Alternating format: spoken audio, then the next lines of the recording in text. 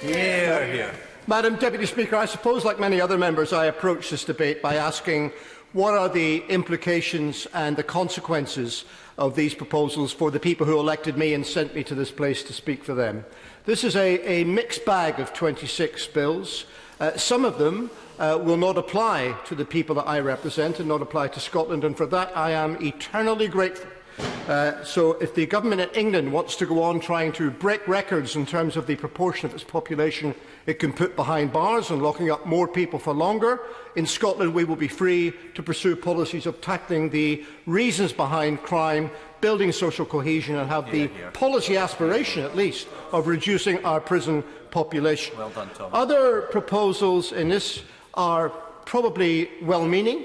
No doubt laudable action is proposed on the environment, but I expect by the time we actually get to see them, if we do, we will find that they are woefully inadequate to confront the challenge they are trying to meet. And then there are other proposals in this Queen's speech which are downright bad for the people I represent. The immigration bill will remove freedom of movement. The trade bill will take Scottish consumers and businesses out of the single market. And both of these things represent an existential threat to the future of my country. But then I consider, actually, what does it really matter? Because this is entirely a charade. We know that this is a government 45 MPs short of a majority. We know that none of this is going to pass and come to pass, certainly in this session of Parliament. So it makes you wonder, why are we engaged in this charade for 6 days, sitting here discussing proposals that are never going to happen? And of course, the truth is that the government wants to keep us occupied here because the last thing it wants to discuss is what it's talking to Brussels about at this point in time. And of course, we also know that there is an attempt to abuse the parliamentary process and indeed to abuse the monarch of the country in trying to engage in what it hopes would be a 6-day party political broadcast. Well, good luck with that. Now, this debate today, Madam Deputy Speaker, is about the role of Britain in the world, and many people have considered Britain's standing in the world as part of that debate. So let me start with Brexit, because I've heard a number of colleagues now say that there is a problem if we don't, in the puerile language that we've now descended to, if we don't get Brexit done by the 31st of October, somehow that will be a democratic outrage and that will compromise our ability to argue for democracy in other parts of the world. So let's test that proposition.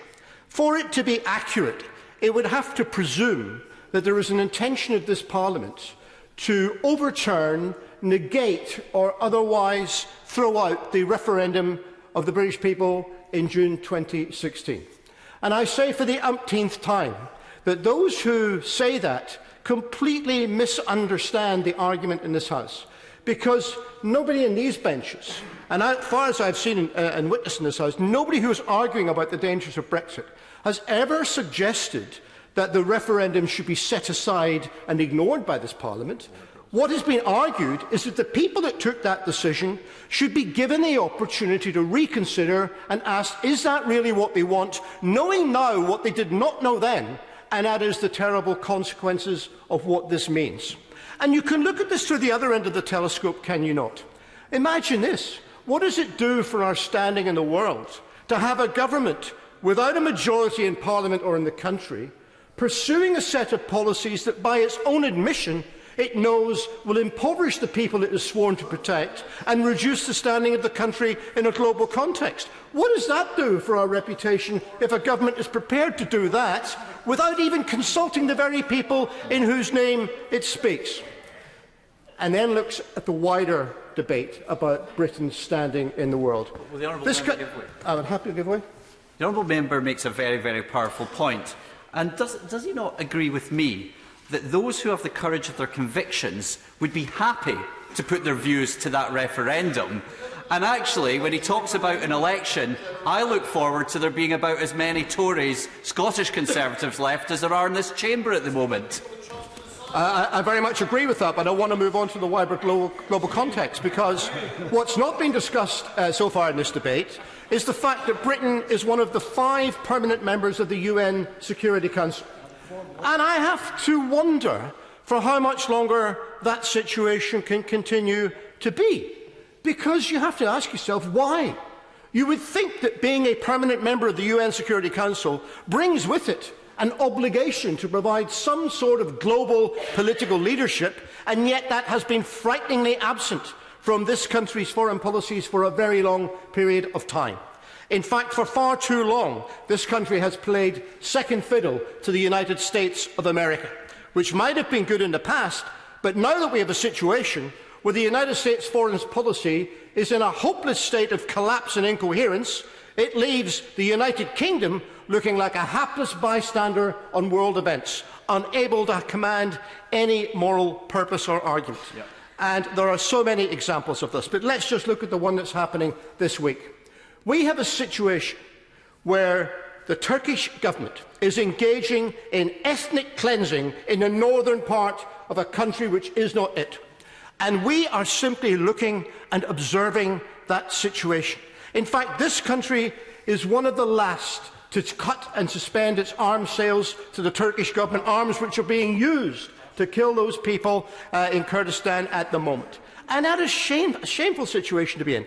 I also wanted to mention the situation with the Rohingya. I was it's been mentioned before, I was one of the MPs who was on the Myanmar-Bangladesh border last month in the Rohingya refugee camps. And as I stood on those hillsides, I felt a sense of dread that actually maybe in 10, 20 or 30 years' time they would still be there.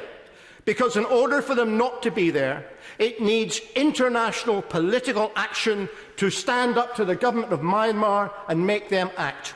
And that is sadly absent, but that is the sort of political leadership that this country ought to be giving to the world, rather than standing back and simply being an observer. And I'll give way. Could I perhaps add to his list of countries where we need active engagement from the UK government, and that's on the Palestinian issue, which is also completely neglected? Well, indeed so. Particularly when we have a situation now where the whole of the Middle East is about to descend into a very even more frightening situation. An area of the world that within living memory this country was governing. So if we don't have responsibility to do something about it, who does?